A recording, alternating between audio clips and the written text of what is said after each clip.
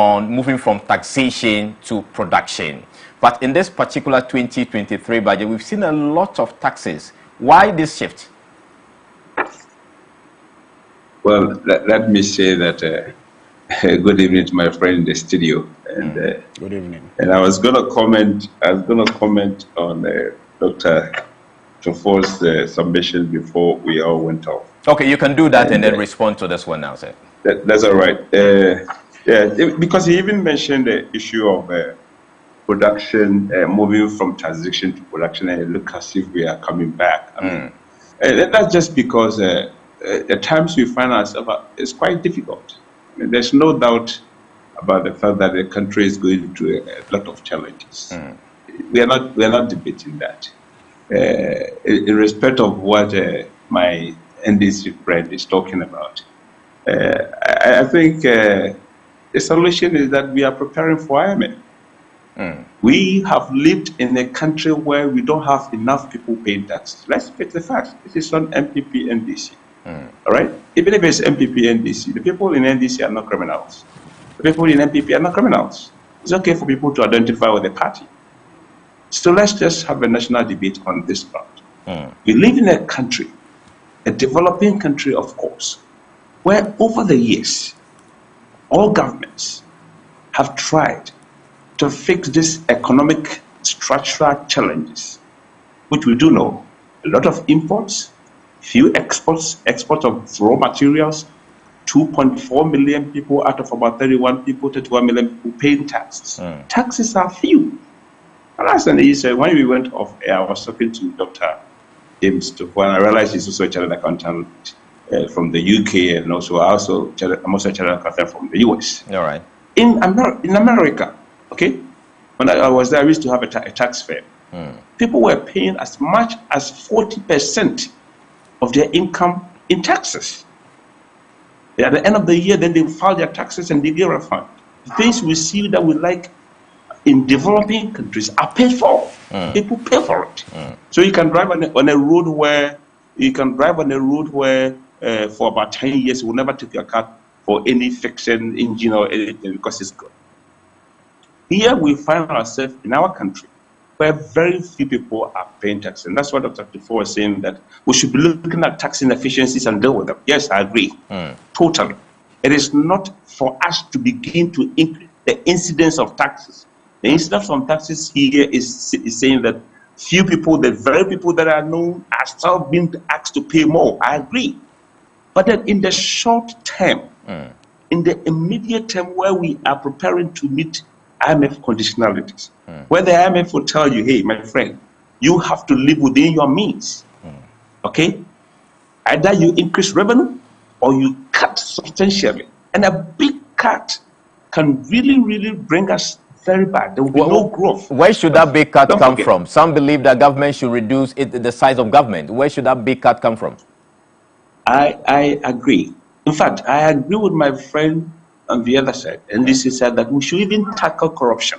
Because there's a lot of monies to have. Except to say that the amount that he put, 50 billions, this is not all just monies that have been stolen.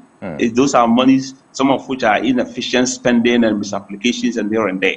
So, but that notwithstanding, if we do efficient spending, all right, we will save the country some money. If we are able to, for instance, in case of taxation, yes, in the short term, maybe we are going for the lazy man's approach, if you want to put it that way. I will agree, I won't debate it, by increasing, what they call it, VAT by 2.5%. I will agree. But remember, the government has not sat aloof. We have put in national ID card that has potentially brought into play about 15.5 million people that could potentially be asked to pay some of the taxes. All right. Assuming even 5 million of them are not working, and for that matter cannot pay taxes. You are talking about increasing potentially the tax base from some 2.4 million to about 10 million. If you find all these people and you're able to formalize your informal sector and bring people, there's a woman who does cocoa around my company. She makes about almost 400 Ghana cedis every day. Doesn't get paid tax. The people that are known, the employees that are known are paying pay as we enter all the time. So I agree. Yes, there are opportunities. Government cut the size of your government in terms of the number of ministers. I agree. Let's deal with corruption. I agree. Let's expand the tax base. I agree. Let's begin to export processed goods and reduce our import. I agree with all those things, but in the short term, when we have to make ends meet, when we have to go for balance of payment support, because of the crisis we find ourselves in, causes of which can be debated both internal and external. All right. We have to come together and begin to work together and talk Ghana, and of course begin to minimize a little bit on the, what they call it, the politics. Thank you so much, Daniel Ochim Abuaji, for speaking to us here on Spotlight. Thank you. Unfortunately, due to time, we cannot engage you any further. But let me give you your final word, Dr. James Tufor. You've been proposing that we look at untapped areas where we can generate a lot more revenues. In 2 minutes, tell us, which areas do you think the government can look at in terms of this new revenue generation move? Yes, I think what government has to do now is to stop giving exemptions, tax exemptions. And the Minister of Finance hammered on that. And I hope we are going to work with that. There are a lot of tax exemptions. And at the end of the day, we come back and say we are not raising enough. Because it appears we are giving free goodies to our friends and family, which must stop.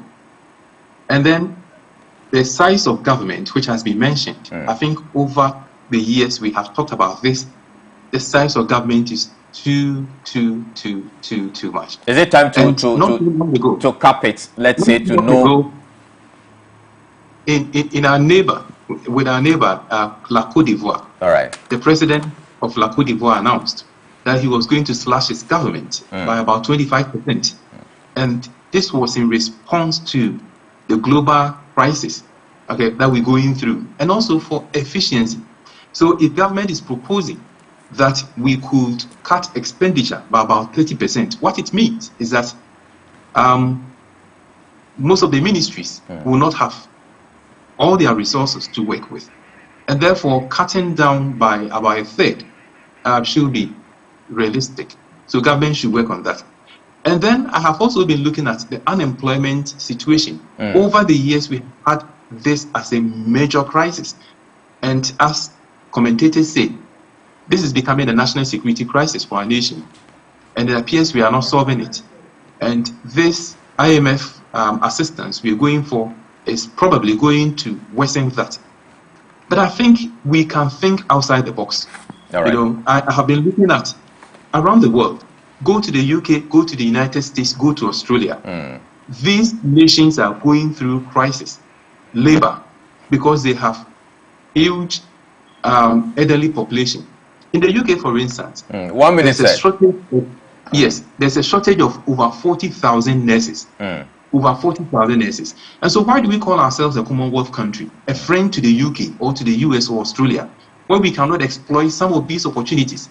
We have young people we have trained, nurses and other allied health professionals. We cannot find jobs for them. Why don't we have agreement with our friends in these natural resources we have? Thank you so much. Thank you so much, Dr. James Tufor, for speaking with us here on Spotlight. Unfortunately, we have to respectfully catch you there. But let me wrap up with Bernard Odro here in studio. Looking at the 2023 budget, what should Ghanaians expect in 2023? One, obviously, from the economic perspective, cost of living will be higher. And I would love to substantiate that claim. In 30 seconds. Yeah. Why giving others 2 minutes, me 30 seconds in the studio? Why? How do you do that? Unfortunately, we are running out of time. You know, if you take Ghana Tasker Service survey report, it gives something interesting about there is inflation for imported item for the 3.7%. Inflation for locally produced item 39.1%. What this trend analysis explains is that if we can produce more, cost will be cheaper. But once we cannot produce more and keep on importing, inflation will be higher. Okay. Now, government is talking about boosting local productive capacity. And it is flippant. Because if you have this data, and there is data from Ghana Statistical Service, explaining to everybody that the imported inflation in Ghana stands at 43.7%. That of locally produced goods is 39.1%. What it means is that if government can show more political will and commitment to local production, it means inflation can also go down. Okay. The last of it all is about streamline and rationalize expenditure. Now, he spoke about Ivory Coast moving from 41 ministers to 30. Lesotho today is reducing from 37 to 16 ministers. Okay, so why can't the government of Ghana, with its ability to cut down expenditure, reduce the elephant-sized government of ministers and CEOs and people like the OGM? And look, lastly of it all, if you take Sub-Saharan Africa, the country with the highest budget of OGM is Ghana. However, Nigeria, Egypt, Morocco, Kenya, South Africa, in terms of GDP, they are superior and bigger than Ghana. Why is it that in terms of their GDP, they are doing far better?